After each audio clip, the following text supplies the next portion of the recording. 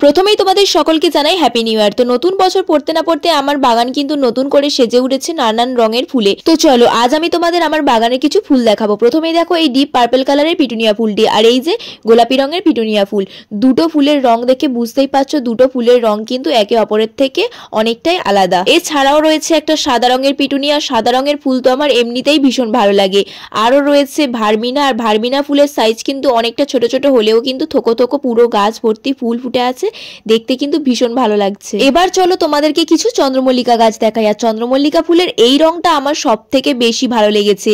চলো এখন তোমরা আমার বাকি গাছগুলো দেখে নাও, আর আমি তোমাদের মধ্যে একজনের কমেন্ট পড়ে নিই। আকাশ থেকে পড়ে বৃষ্টি, তোমার হাসি খুব মিষ্টি, আমি তোমার অনেক বড় ফ্যান, তোমাকে দেখে আমি গাছ লাগাতে শিখছি। ধন্যবাদ দিদি, আমার নামটা নিও, আমার নাম হিমেল। তোমাকে অনেক ধন্যবাদ হিমেল এত সুন্দর একটা কমেন্ট করার জন্য। আর তোমরা যারা আমার চ্যানেলে ভিডিও প্রথমবার দেখছো অবশ্যই কিন্তু চ্যানেলটাকে সাবস্ক্রাইব করে নিও। বাই।